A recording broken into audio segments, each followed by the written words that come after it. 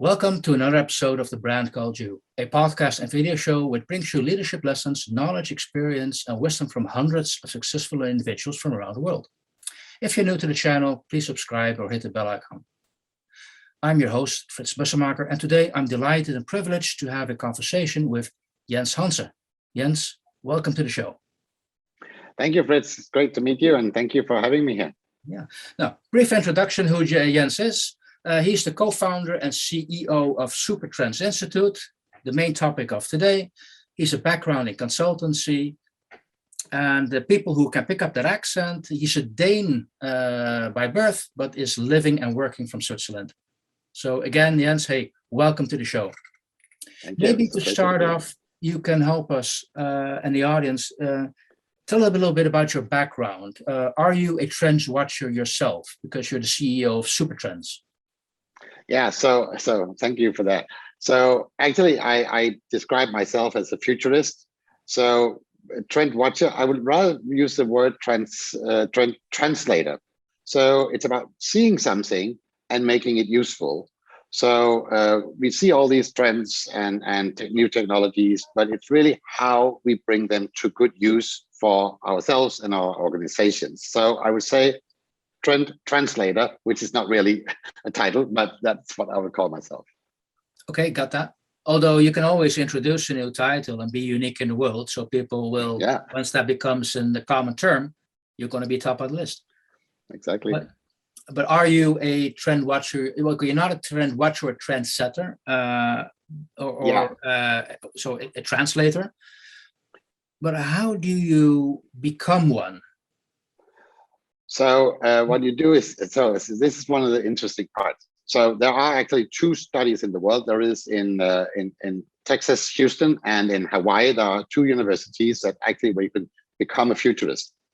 But sometimes just studying something at university doesn't make you that. You need to apply that in real life. So how do you become a trend watcher, a futurist, or a trend translator? You observe what's going on and you make sense of what you're seeing related to where you are in your life and what your ambition is, what your journey is planned to be. So being really curious is a very good skill. Being, let's say, playful, being experimenting. These things are good so that you test things off for size and you find out what works. Now, you can't just play around all day, so also you will apply some skills and some tools. There are a huge range of tools that we as futurists are doing. So there are the 3 horizons, and there are many different tools that I can mention that are helpful when we, let's say, unfold our skills in front of a group of people. Let's say it can be a group of decision makers, and help them to see, actually, we don't talk about the future. We talk about the futures. We always use a plural because there's always more than one future. Just give you one example. There is a possible future, there is a probable future, and there is a likely future. Then, of course, you can add a desired future. But there's many futures. There's not just one. And the thing about the future is we create it. So we may think we can look into the future. That's fine. But it has to be our creation. I got that. So this really strongly reminds me of scenario planning, also as an exercise which organizations do. So how does this different from, I would say, classic scenario planning? So actually, we work with mindsets, skill sets, and tool sets. So scenario planning is one of the great tools that we use. Okay. When you become good at, let's say, this tool and other tools, you get skills that are helpful. But the real power turbocharger, the booster of all this, is your mindset. So you can be curious and optimistic, or you can be hesitant and nervous. And if your mindset is in any of those rather two extremes, you will see different things, no matter what tool or what skills you have. Yeah. So scenario planning is one important tool, but it's just one in many, many different tools. So that's one of the tools in your toolbox. And is this because you also the CEO and co-founder of Supertrends Institute? So take us a little bit through what you do, and is this what you just described? What you offer to the community. So yeah, thank you. So Supertrends Institute is a futures thinking and learning platform. Mm-hmm. It's where we teach our members to explore the future and for them to craft more ambitious strategies, basically for themselves and also for, of course, their organizations. But you need to muster some ambition yourself in order to be ambitious on behalf of somebody else. So this is what we do. And now you mentioned earlier that I have a consulting background, and that is true. However, we believe today, as we are going into this area, that being a little of a provocation, but basically the people who we call the frontline workers, which are people who are making decisions in businesses today, in primary businesses, doing production and transport or many other things, they are frontline workers. They actually sit with problems today that no consultant can actually help them with because it's going so fast and the challenges they have. So what we are doing on this platform is we're bringing people together from all over the world that are seeing the same type of challenge or opportunity and bring them into contact with one another. And we help them to have the most helpful conversations they can have in order to become better equipped to either overcome a challenge or go for an opportunity. Okay, so what I'm hearing you saying, by bringing all those people together, it's not just you telling them, hey, this is happening. You describe what I would call collaborative research or collaborative knowledge sharing. So it's a journey everybody together is following. Yes, so this is really important for us. So we create what we call future fit circles. To be future fit is to be good at all the things I've been talking about with the mindsets and the skill sets and the tool sets, so that you can like we also talk about this as so this amount of change and ambiguity and complexity that we have.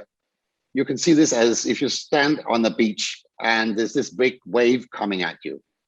You can do two things. You can just let the wave hit you and you may survive that, or you can very quickly run with your surfboard and come up on that rather wavy waters and be able to be on your surfboard, to be on top of all these things that are happening.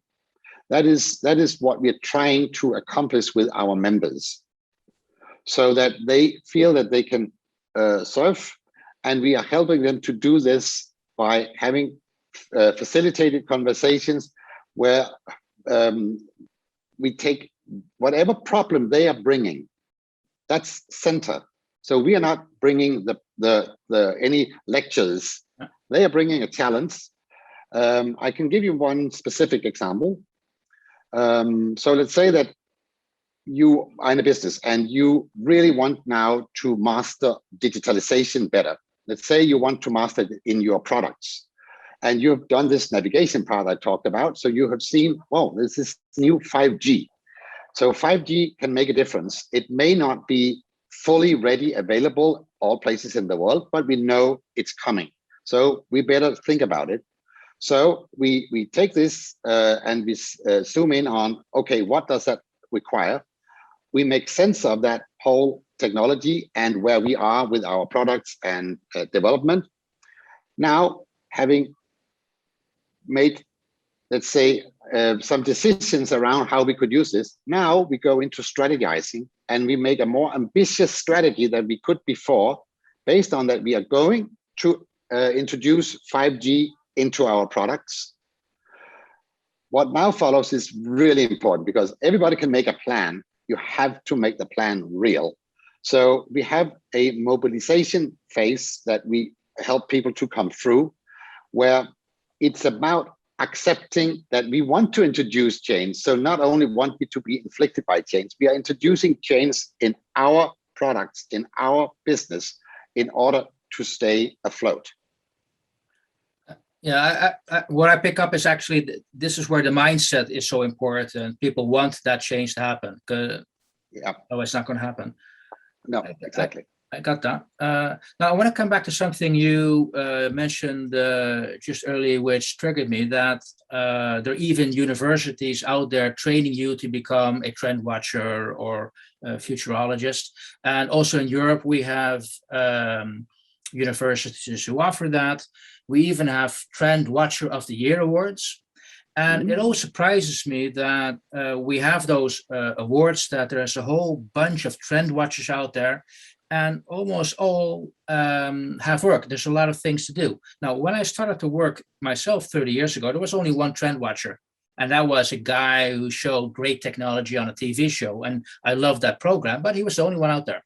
So what's happening that we all of a sudden see so many trend watchers out there, and somehow there's a need from society for those people to be there? Why is that? So I think that more and more people are feeling the change and the complexity, the ambiguity in their life, in their work, in their societies. And when they then feel that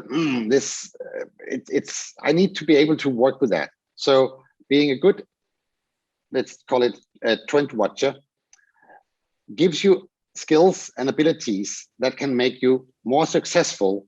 So remember the surfboard I talked about before. Yeah. So it's basically being able to stand on that surfboard when everything is shifting and changing, that you can manage that.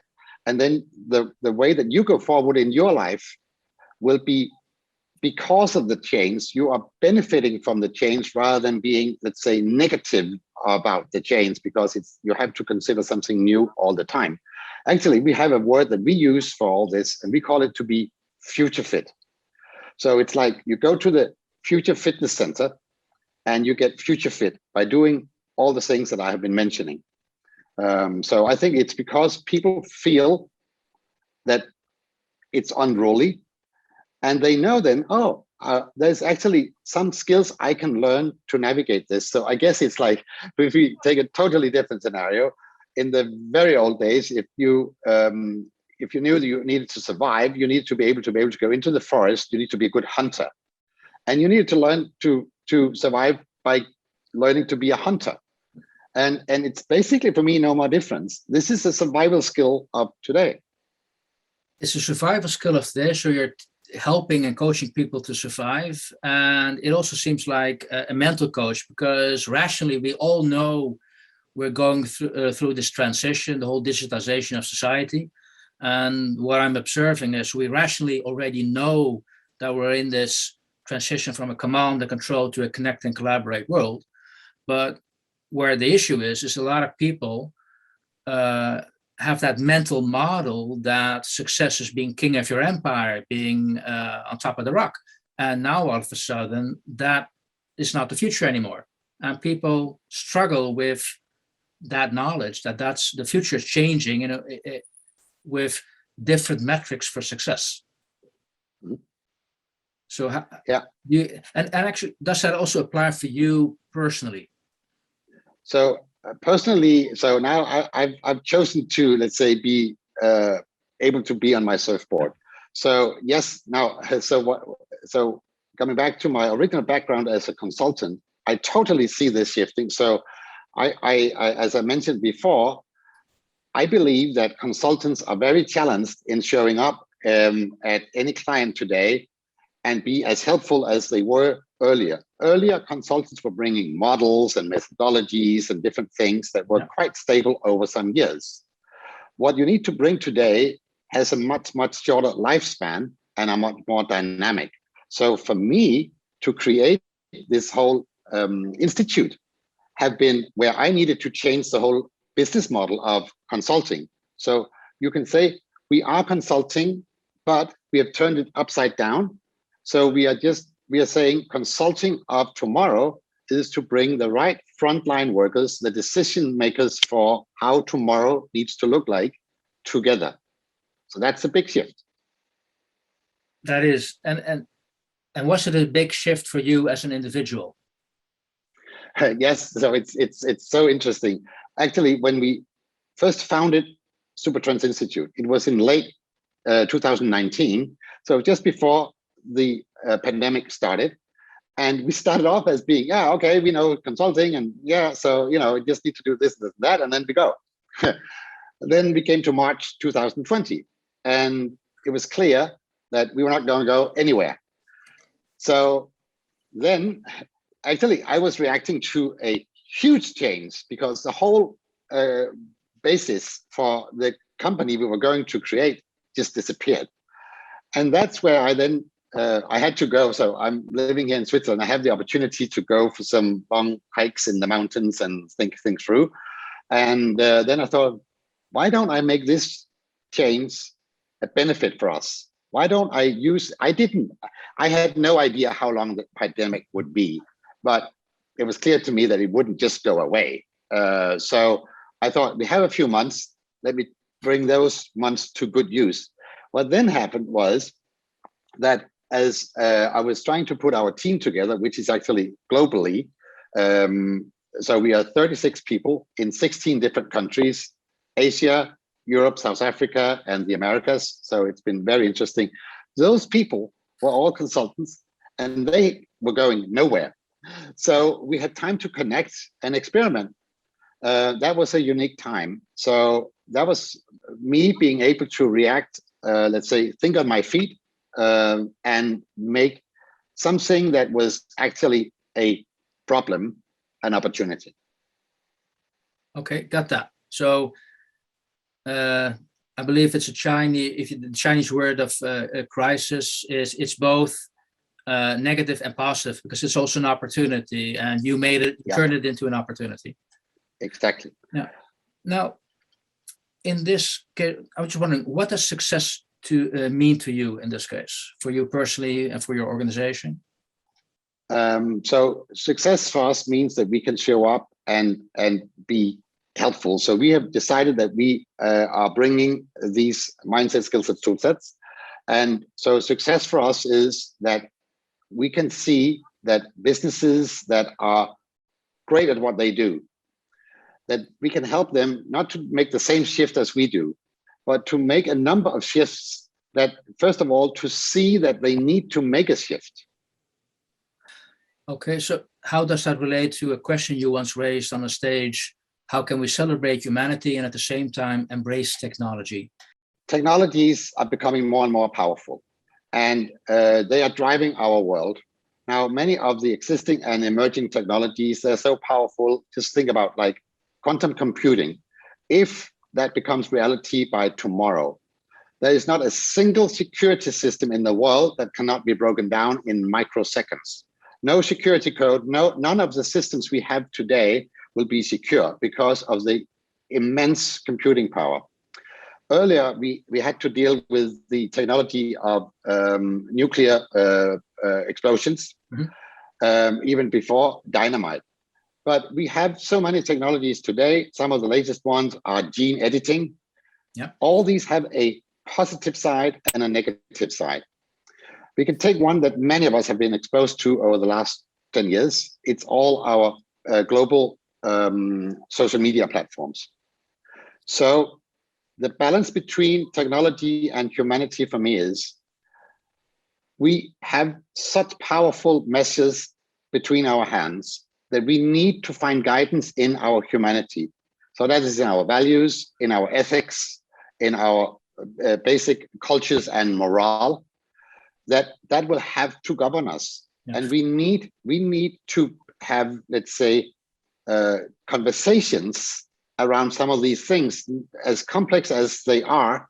We need to say, okay, now gene editing, of course, is fantastic because it can be used to personalize the cure of cancer and a whole host of other things. But we can also design designer babies. Now, how do we balance these things? Only humanity, only our value systems can actually give us the guidance we need. So that's, for me, the balance we need to be much, much, much better to debate. I fully wholeheartedly agree with you. Do have a question: who, at the end of the day, provides that governance? Is that something we do as an individual? Is that an organization? Who do we turn to? Yeah, so this is interesting. So I have wondered myself, being in the business of change, that our political parliaments, they have basically been as they are for 200 or 300 years. And so a part of my answer here is what we know as being politicians should be our guardians of values. Now, I think that we need to work in that field because we are seeing that politics are not playing out as nicely as it could in these years. So there is a need for change in that area. But for me, it's a society. Every society is based on a load of values, and we need to come back to some of those values. We need to have some of those debates. Now, much early on, many countries were governed by the values that came out of religion. I'm pleased personally that we have separated that in many aspects, but still there are some fundamental values that we all share across nations, across the world, and we need to uphold those. So one of them is like the value of privacy. The other one is a value of being allowed to be an individual of free thought. And we can very, very easily compromise a lot of that. And we can see some of this happening today in some of the, let's say, let's take some of the obvious platforms. The biggest ones are Facebook and Twitter. And they are now starting to penalize people who don't follow their rules. Now, I would like those decisions actually to be debated in a parliament, yeah, and be enforced by regulations. I'm not a lot for regulations per se. I actually like a lot of freedom, but there's some things today that we simply need to find out how to deal with, because otherwise we can have technology for bad and not technology for good. Got that. Okay, that actually is a whole different new debate in itself. So I won't go down that route because I have two more questions for you before we end this great interview. First of all, Jens, where do you draw your inspiration from? So I draw that so now we are having a wonderful conversation. So to be in conversation with people, I'm myself a very open person. I like to be in conversation. I like to be challenging people. I like to be challenged. Like in the moment, sometimes when you are challenged, you'll be all up and about, but basically you learn from it. So I do get inspiration from literature. I buy loads of books, and I don't, sit down and read them very slowly. I speed read books, and then I know basically what they hold, and I come back to them later. And then, of course, to be in environments that are different from my own environment. So normally we call that traveling, but it can be also now in these days, we are having video sessions with people from different parts of the world. And so I learn a lot from when we are together, 36 people from 16 different countries in our small platform company. I learn a lot from the different perspectives, just the way that people would ask a question. And that gives me inspiration to, I didn't think of that. So so that's where so a lot of it is just from exercising my knowledge and my viewpoints. And then it's being in environments and with people that are different from myself. Got that. I very much relate to that. So I hear what you're saying. So last question, yes, for you. Any advice to young managers who are starting their own journey? What's your advice? Yeah, so I think when I remember when I was young, I was driven by a dream, and not like a very blurry dream about all kinds of success, but I think that it's important that you're driven by something within you, and you hold on to that. And today it can be a purpose, it can be anything, but hold on to that inner drive. Now, at the same time, as you are ambitious, go step by step. Don't go too fast. Learn. Don't, let's say, jump too fast, too high. And then surround you, as I just said before, as a manager in your team. Whenever you come to a point where you can get to select some of the people in your team, select somebody who is different from you. Don't select your best friend, kind of, but select somebody that you know will be creating troubles for you, because you will learn from that and they will make you a better manager. And then we actually in Supertrends Institute, we have this little saying about managing anything. Don't try to manage something that you don't know how to do yourself. So I'm not saying you shouldn't go for the stars. I'm just saying go step by step. You have a lot of runway in front of you. Use it, because you will be much more happy in your progress. Great advice, Jens. I want to thank you so much for giving a little bit of insight how organizations, how people can deal with the future. It's a chaotic time we live in. There's more than enough room we see for people who think about the future, and very helpful that you at least given us some help and support how we're going to get there. So thank you. Thank you. Yeah, thank you for having me. Thank you. It was great. Thank you.